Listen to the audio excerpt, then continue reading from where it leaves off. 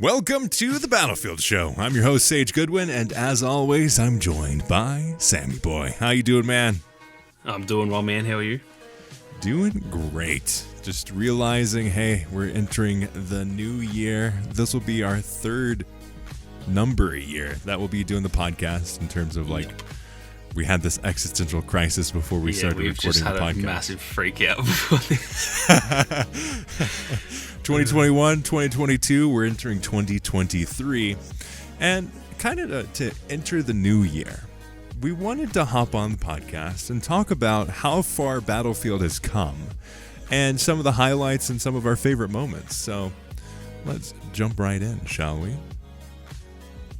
I loved the moment leading up to Battlefield 2042 because it was just hype central. We were on the hype train. We were just conducting the hype train. We weren't just like a passenger on it. We were leading that charge. 100%. There's a lot of fun when it comes to covering a game before it gets released. There's a lot of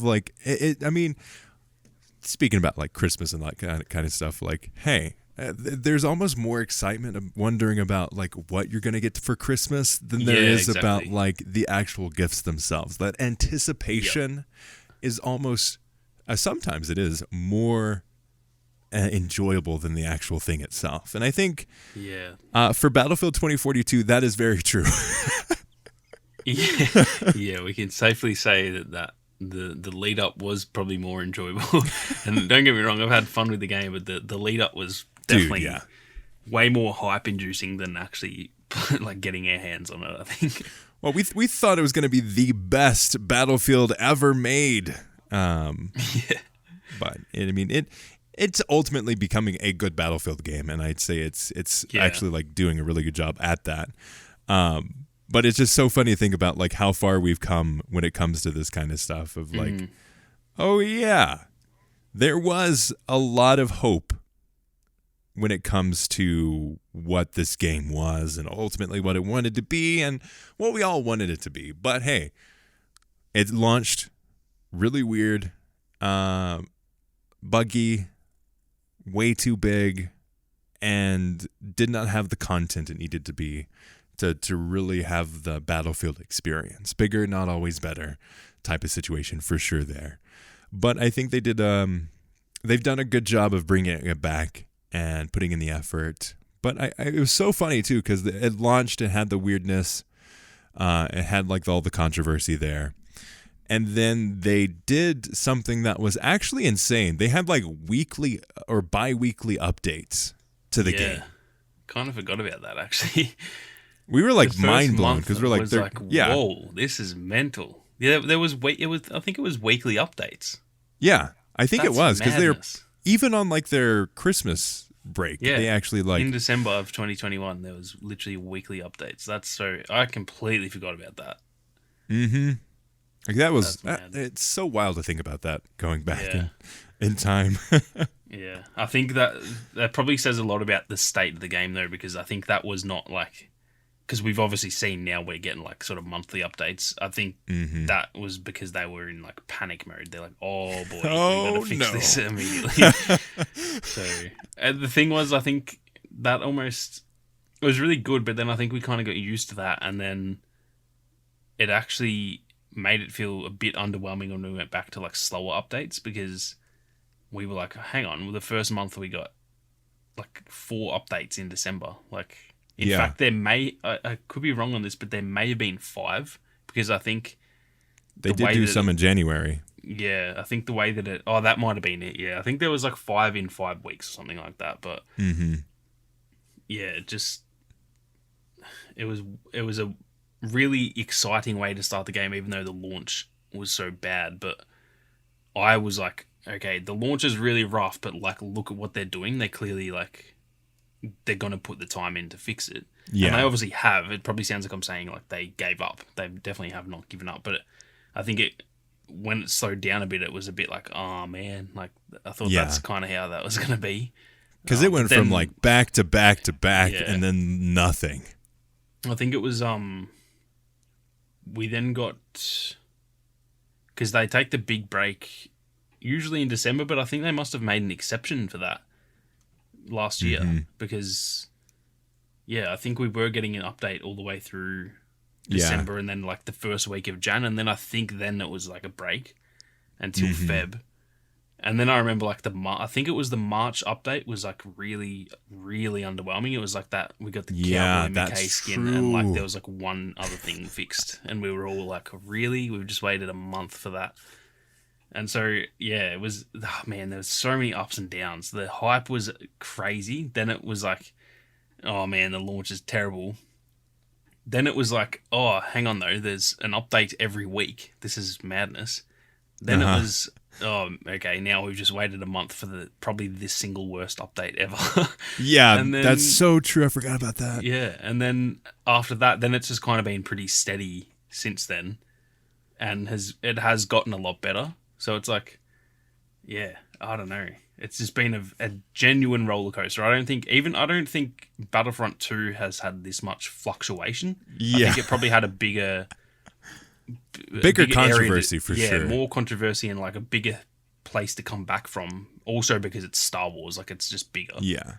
But I don't think it had. I think it just kind of started correcting itself and just continuously got better.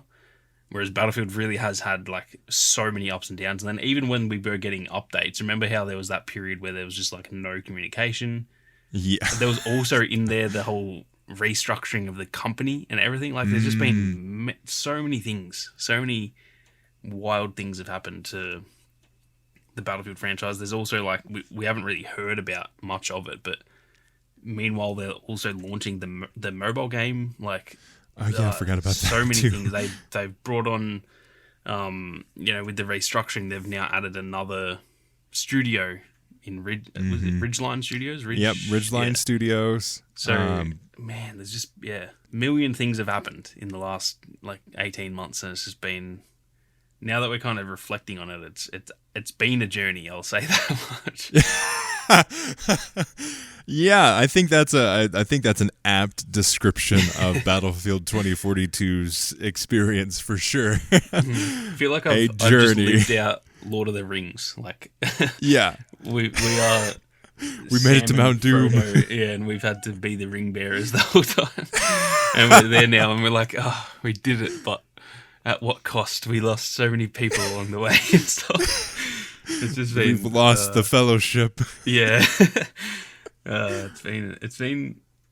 I mean, that's kind of true. Lossy stopped making content entirely, so yeah, the fellowship has been disbanded. Legit, and also Westy has moved. He's pretty much like fully a Warzone creator now, and even there's just I don't know.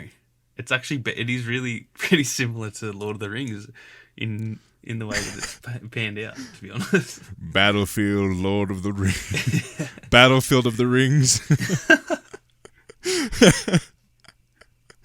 Yeah. Oh, that's crazy to think. I forgot about the whole there was that really disappointing update that they were basically like, we're only releasing an update because we have to kind of thing. Yeah. And that was and that was in the middle of all of the I would say probably the worst communication span. Yeah. Like that was definitely a rough point for sure for the game. And it didn't do a good job because they had like the whole Christmas break, and that was I think poorly timed in terms of like what the game needed. Obviously, people, and then there's do you remember the studio head dude being like, well, people need a... Oh, dude, I forgot about that.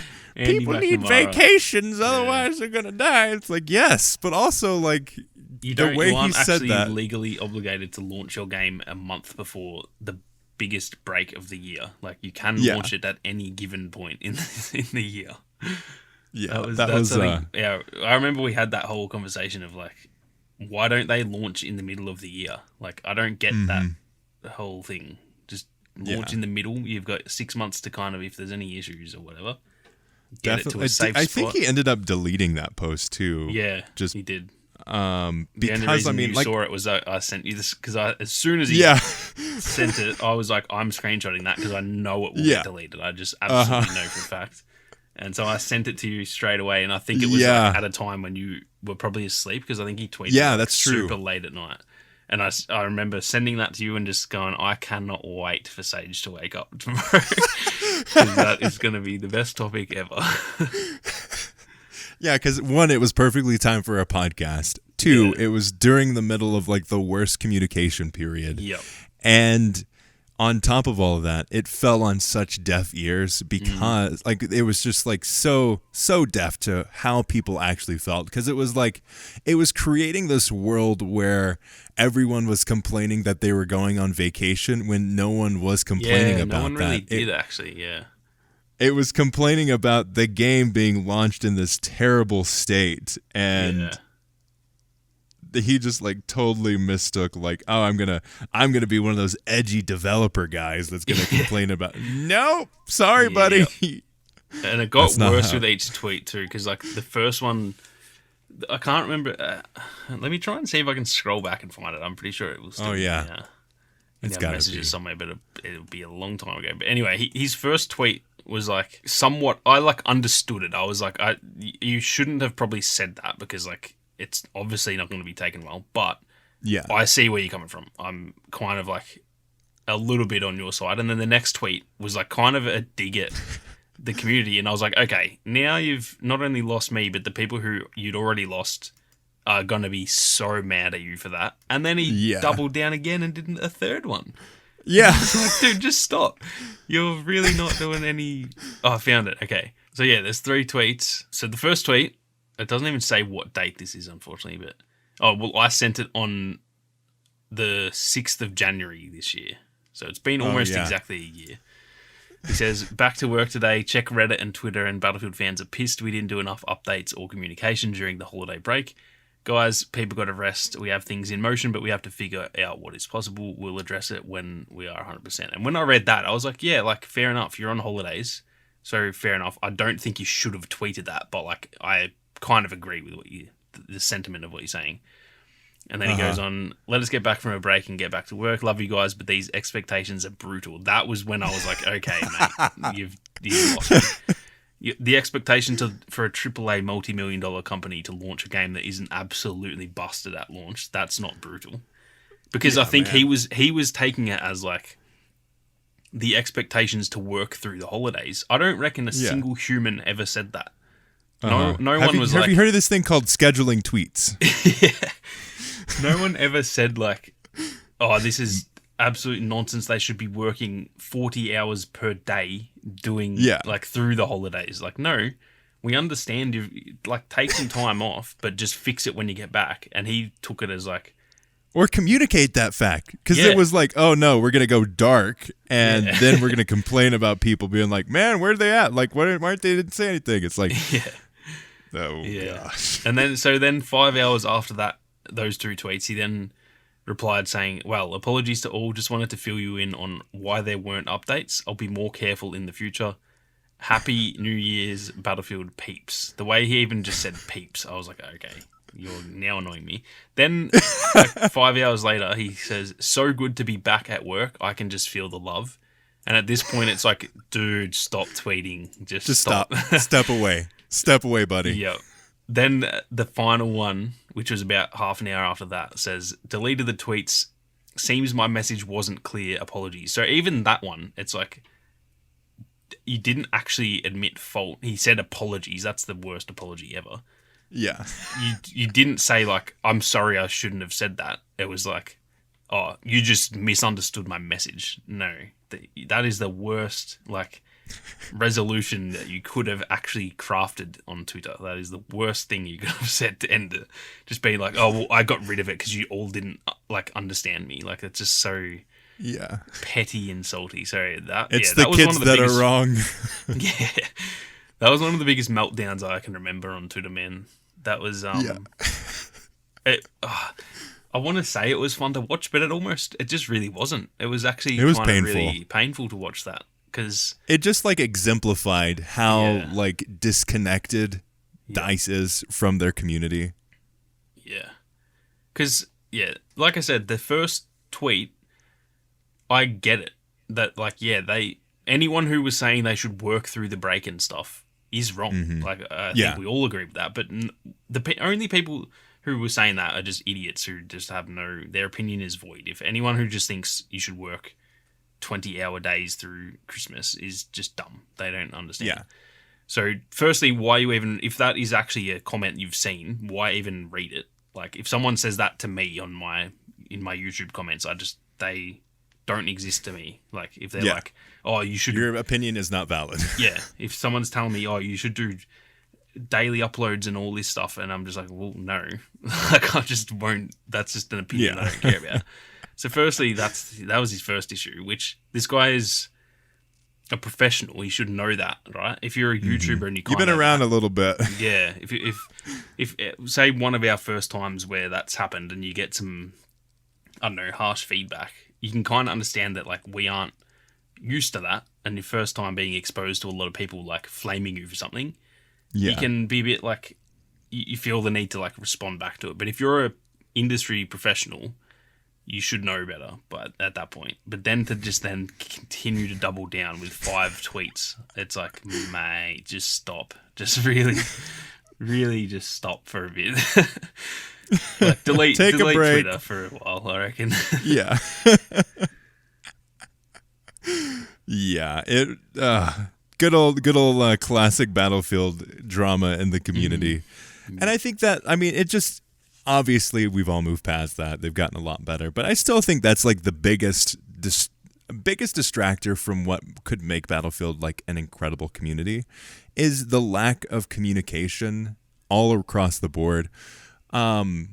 I mean, they've definitely been stepping it up. I mean, Kevin has been amazing with the amount of like just feedback and conversation and just joking with people. And it's like that level of like, one, I don't think it should fall on their personal Twitter accounts. I appreciate that. I think it's fun, but that should not be the only source of your Battlefield news fix or whatever.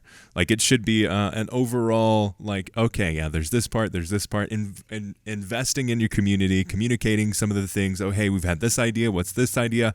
Put a freaking poll on there of like, what color should grass be? Should it be green or yellow? Like, that kind of stuff. Like, involve the community in terms of like how you're going to approach the game, the changes. Like, hey, man, Elon Musk just spent an insane amount of money on Twitter, and he's running polls on features that should be added.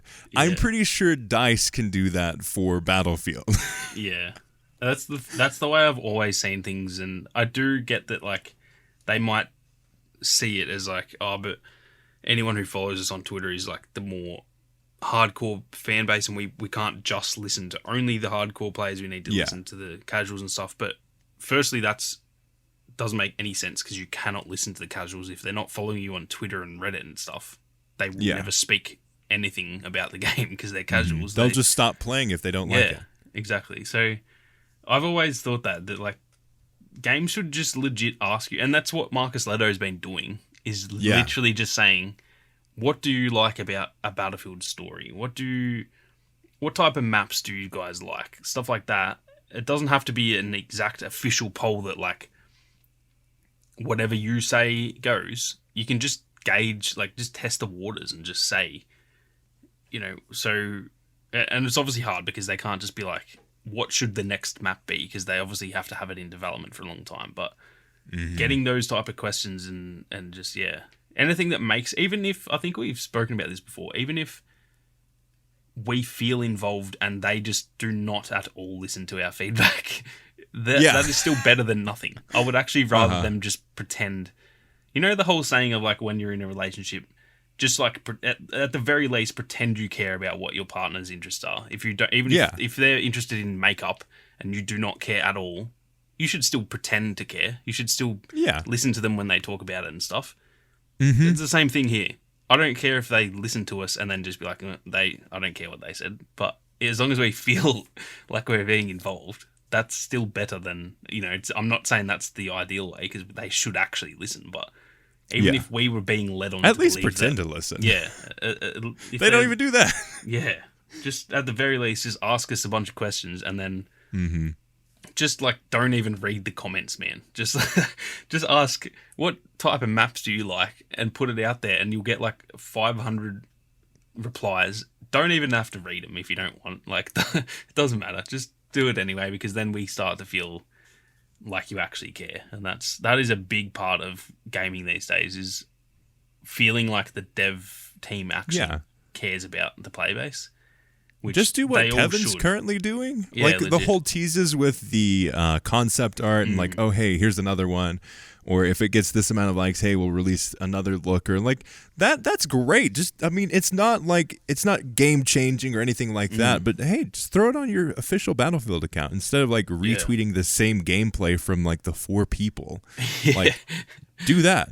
Yeah, that's the one thing I've just never really gotten, is that, they even have the direct communications Twitter.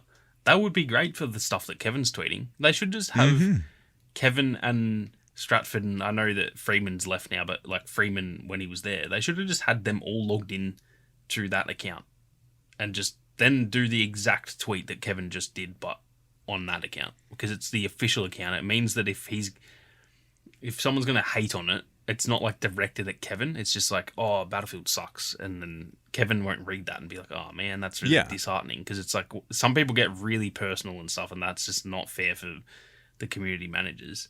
But then also it's just like a congregation of where people will go to follow it. Like, it's an official account, you know what I mean? Like, it's the official, or this wouldn't be the official Battlefield account because for whatever reason they made a separate one. But I just think that's the smarter way, because not everyone knows who Kevin is. Not everyone knows who Stratford is. So if you're looking for like, where's all the Battlefield updates? Where's, I don't know, this concept art everyone's been telling me about. I can't find it on the official Battlefield. You know, like there'd be so many people who just don't know where to find that. And so having it all in one spot, it just makes way more sense. Yeah, especially like if you are that casual player who's like, okay, I'm going to see what's going on about Battlefield. Obviously, your first thing is to look up at Battlefield on Twitter or online, wherever you are. You know what you're going to find? Nothing. You're not going to find any details really about what you want to. You're going to go to maybe see Battlefield Direct Communications, if you can even think of that as an option. Or you're going to go to battlefield.com, and that's not going to have what you're looking for either. Like, if you really want all the details, you go to Reddit. And like, no, why would you do that?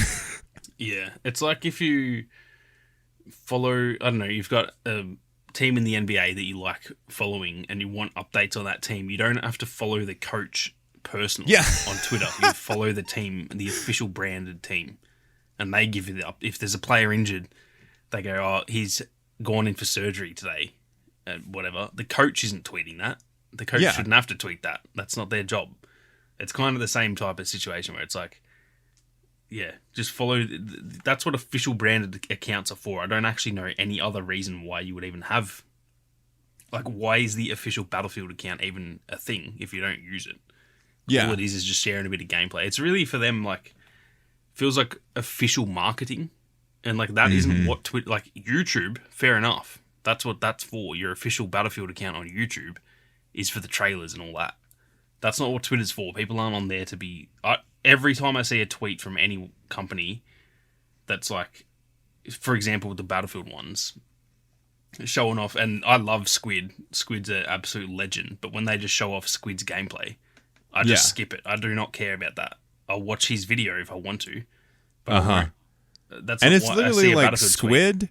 And then 2 other people. Like, it's no, like, there's not a variety. It's like those 3 people that they share gameplay for. And every now and then it's like a normal person. Game. It's just like, I want to, where's the patch notes? Let me go to the official Battlefield account. Oh, Squid did a sick throwing knife kill. That's actually awesome, but that's not why I'm on this account for, you know? I'll follow Squid if I want that stuff. So, I don't know. It just doesn't make any sense to me, but it's just how they are. So personally, I don't think it will change, unfortunately, but maybe if we keep ranting about it every couple of months, then somebody from Sweden is listening to our podcast. A few people from Sweden, I think, are listening to our podcast. So there's a high likelihood they are a developer. And if they are, hey, how's it going? Good to see you. Hope you... Please listen. It would be great. Very surprised you are actually listening.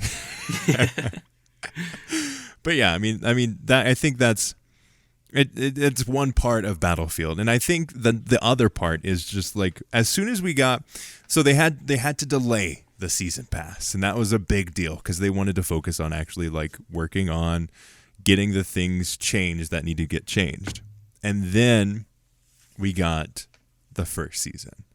And the first season, it had been leaked for a while, and then it got delayed, and then eventually it did finally come out. And they were able to implement some of the changes that they made from the map reworks, which is one of the reasons they delayed the whole season pass. But like that was one of the big things. What are some of the things that you remember from like that first season? I just remember kind of feeling like finally this is what we've needed for a long time. It was good content. The game felt so much better in terms of just like it was so much smoother. The performance was it wasn't perfect, but it was still, you could feel it when you played. It was like, wow, it's running smoother. The gunplay feels better, all that kind of thing. That for me, like the day one of exposure of season one, that was when I finally was like, okay, this game's actually on the right track. Because even though the updates leading up to season one, they were all really good too, but there was no like substance. It was just like fixing stuff that they shouldn't have even had to fix because it should have been there at launch. So as much as I thought those were good updates, because at that point I'd accepted like, okay, this is where we are, and now I have to like adjust my expectation a bit. So it's not like I was disappointed with those updates. They were all good, but this was now when I was like, okay, now we're actually like moving forward. We've got a new map that's really good.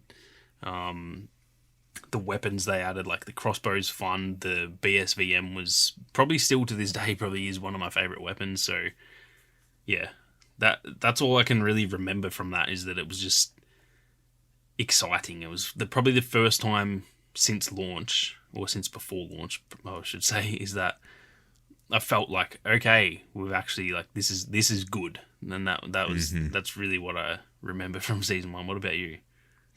Yeah, similar to that. I just felt like I finally felt more confident in what they could create when it comes to Battlefield 2042, because they had like, it was a really unique map. Like I think they really captured a different perspective. I still don't think it's like, obviously it's better than all of the original maps, but I still think like there's certain areas that just don't get utilized as well as they should have. But I mean, it gave me the hope that, oh hey, there is a future to what Battlefield is creating, and I definitely think that we're gonna get into a spot where Battlefield becomes a great game, and I didn't really expect that from the first season. I expected the first season to be more of the same. Yeah, I think that's the best way to put it, is that I think we all were very skeptical leading into it, and because of the base maps, I think we all were a bit like, I don't think this map's going to be that good anyway, so who kind of cares? Like I was a bit in that mode of like, I'm keen to get some content, but I don't think it'll be that good. I just think this game is kind of washed at this point, and we'll just go along for the ride, and we'll just play the next one. But yeah, when I played that first game on that map, I was like, whoa, this is actually a good map. Like I was fully blown away. I was actually blown away by how good it was. And like you said, it's not the best map that's ever been made, but I think comparing it to what we had before that, it literally was mind blowing to me. I was like, wow, this is a full 180 on all the other stuff in the game. And yeah, that's probably like I said in last week's episode, we just recorded that today, but the season 3 probably feels like the one that I will look back on with like the most memory of it. But at least right now, season 1 is that for me, because that's the one where like kickstarted the game, and I think even then it may actually be the one that I remember the most, just because it kind of gave me that love. I wouldn't say I was burnt out with the game, but I was just playing it. I wasn't like super passionate about the game. I was just kind of like, yeah, it's fun, so I'll just keep playing it for a bit. But when that came out, I was like addicted. Like I was fully back into like every spare minute I had in the day, I was playing it. And so Yeah, that and really since then, like I've definitely had some moments of like a bit of burnout, but I think since then it's been pretty consistent that every update I've just as soon as an update I play it straight away, and I'm generally pretty addicted for a couple of weeks again. So yeah, I think all of that just sort of kickstarted with season 1. Yeah. Yeah, it was that like final moment where like, oh, it was a realization of like, oh, Yeah. here we go. This is what Battlefield 2042 should have been. Yep. Yeah, exactly. And That's really the best way to put it. And then going on to like season 2, I think it was so funny because we're like, I don't know if they can do it again. We'll see. Yeah. Probably won't be better. It ended up being a much better map for sure, but it's so funny because it was like so much more of like a boring setting than the other one was. And I remember the week before we heard about it, we did that podcast episode saying like, I don't think there'll be a season 2 map.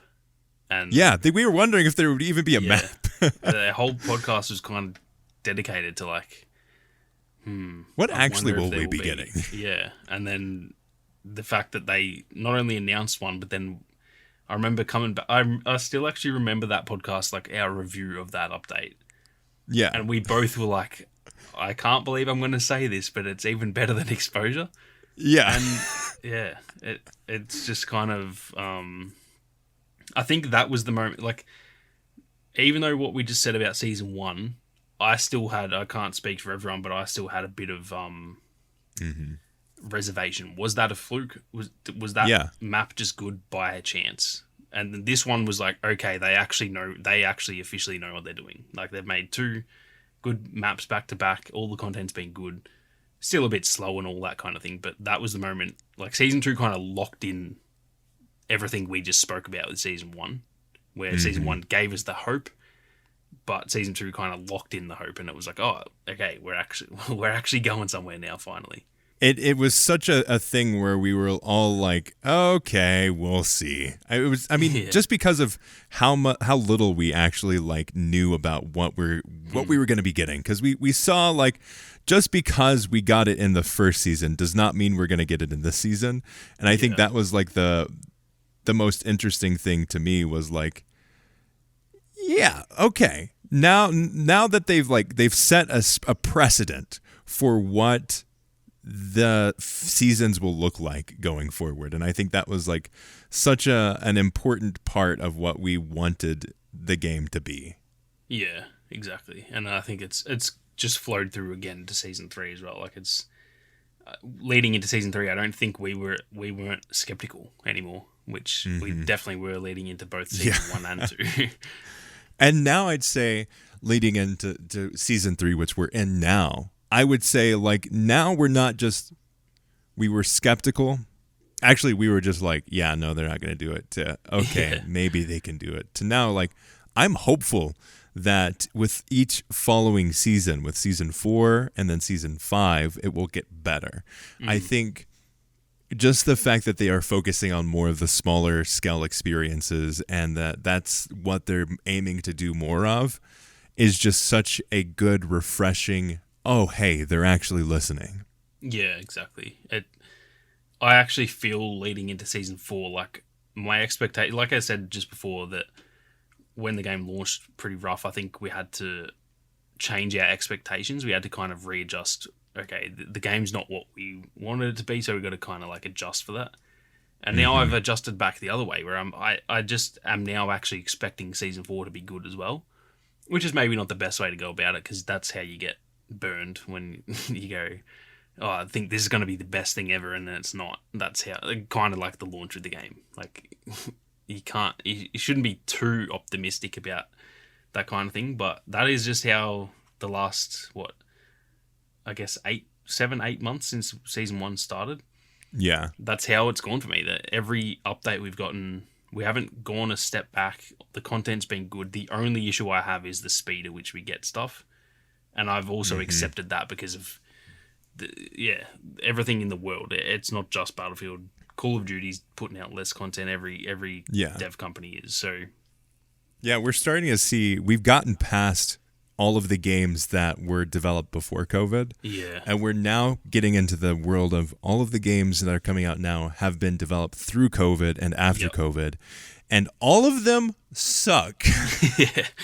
Yeah. I actually just talked about this the other day I did a video literally just saying, is Battlefield worth it now? And I pretty much said the exact same thing, that we are now actually in COVID within the gaming industry, because the games that we're playing now, they, like, for example, 2042 would have started just before COVID in terms of development, and it came out sort of just after, or COVID was still happening, but it had sort of toned down a little bit.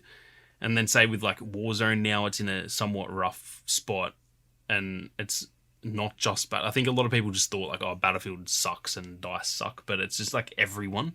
And I think that is just because the games that we're finally getting our hands on, with the exception of a couple like God of War and Elden Ring, that like look, single player games are a bit different, I guess, but they obviously just pushed through that because those games are some of the best that I've ever played. But I just think we have to we have to adjust our expectations for the next few years. And I think in like 2025 and 26, we'll kind of be past that again and be back to like somewhat like a normal, what gaming used to be like. But we are kind of just in like the dark times at the moment for gaming, and it's not really anyone's fault. It's just because like the world just kind of went crazy for a little bit there, and we just have to deal with it, which sucks. But I mean that's how it goes, and the gaming industry is gonna adapt and change and realize what they can and can't do in the timelines that will be fruitful for the games that they want to make.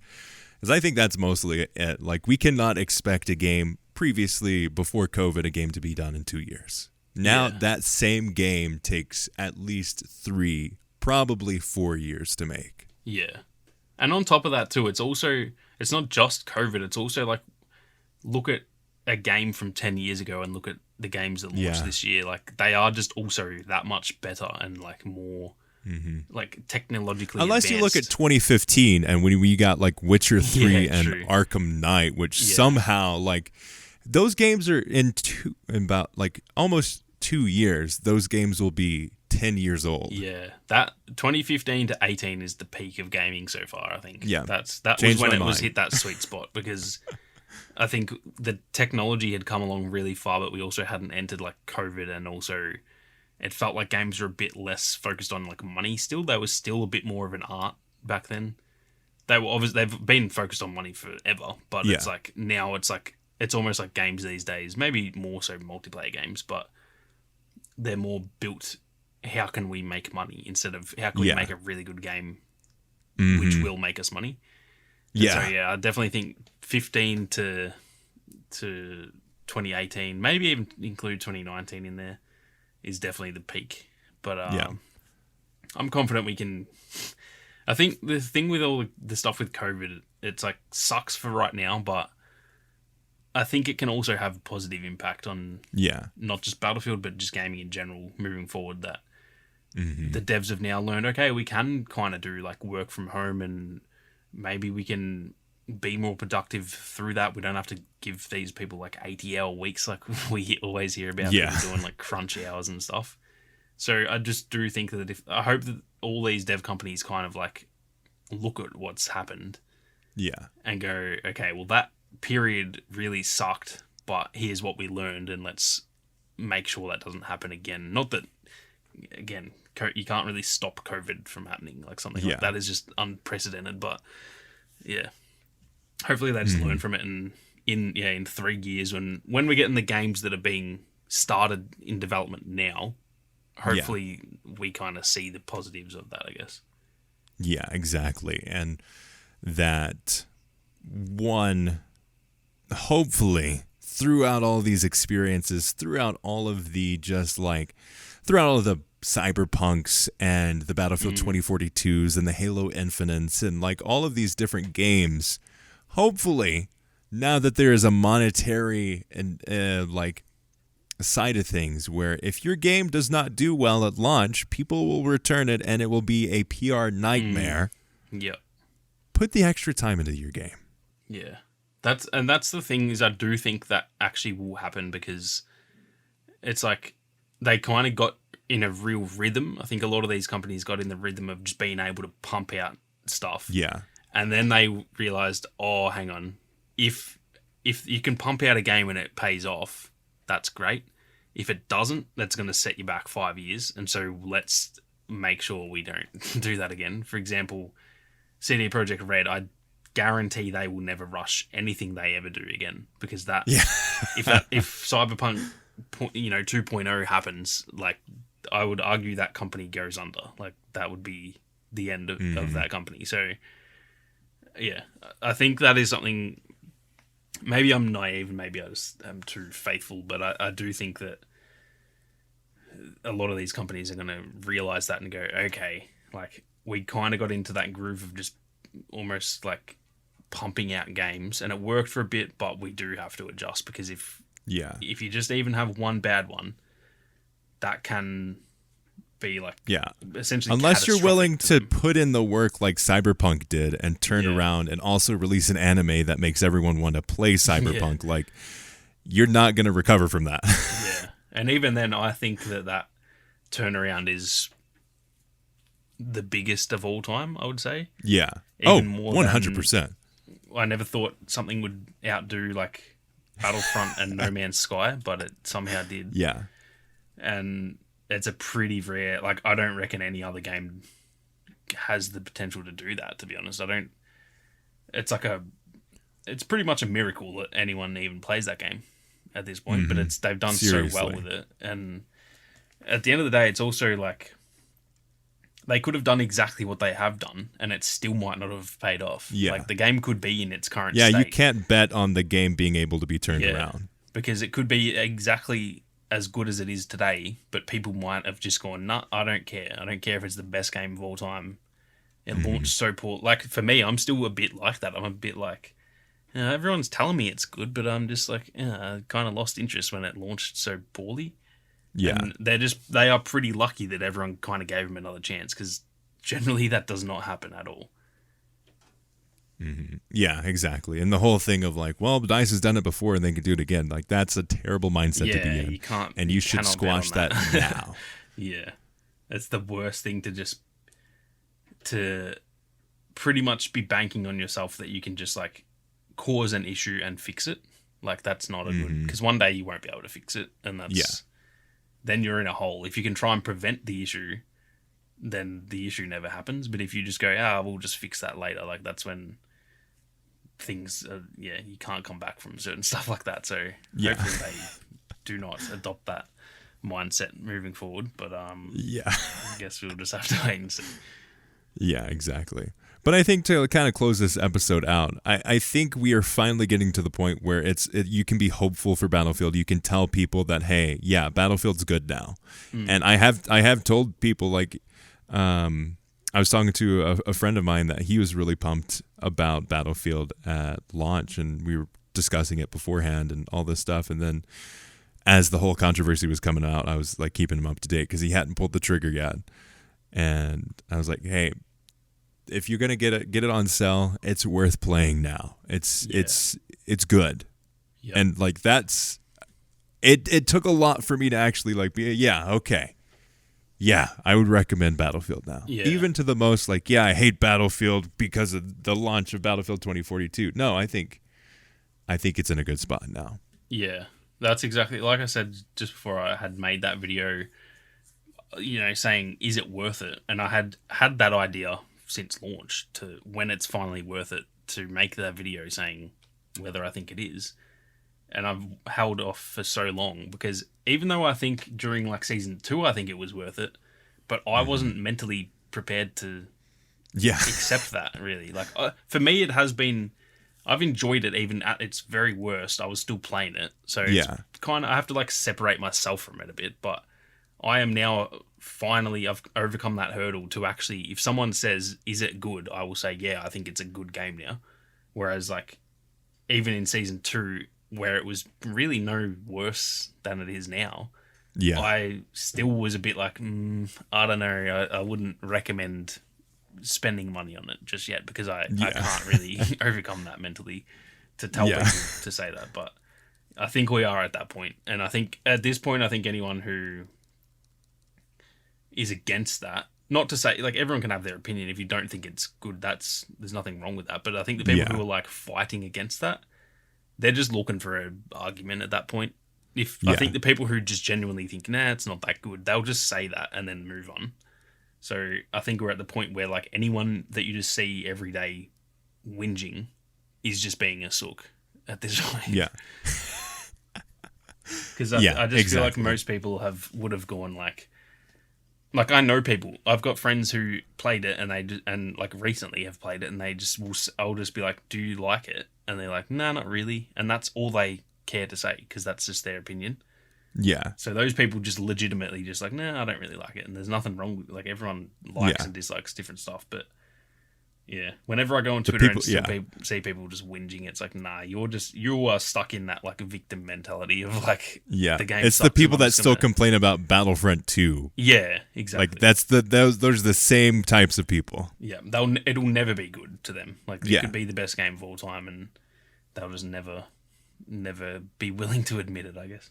Mm-hmm. Yep, that's exactly it. But yeah, I think it's in a good spot. I'm looking forward to the future. I think 2023 is going to be a good year for the game. Yeah, I'm very excited to see. There's still that bit of mystery around it. So, in terms of like how long how many more seasons and all that. So, there's no longer really mystery in terms of will it be good. It's more like now it's just about like, I wonder how many more seasons we get and stuff. So it'll be very interesting to watch. I'm very very optimistic, but also just intrigued to see if we get season 6 or not. Yeah, but I also think at this point, like, I think it's made enough of a comeback that I'm not really too disappointed if that happens, I guess. I obviously want more content, but I won't be thinking like, oh, they messed up badly. I think it's like, I'm just kind of like satisfied enough as it is. Yeah. Yeah. Right there with you. Like, I hope that there's more, and I hope that there is enough like financial incentive for them to continue with the game. I think it's in a good spot. I think if they finish it out with season 5, I'd be disappointed, but it'd be understandable. Yeah, but I just hope for the sake of the community. Yeah, I think I'd feel like disappointed but accepting, if that makes sense. Yeah, I'd be like, it's like fine, you guys did a good job. Yeah. Now focus on the next game. Yeah, exactly. Mm-hmm. But I think with that, thank you all so much for listening to the podcast and joining us on this journey through Battlefield 2042. Looking forward to the new year and all of that fun stuff. Let us know your thoughts and expectations, hopes and dreams for Battlefield in 2042, 2023. 2042 in 2023.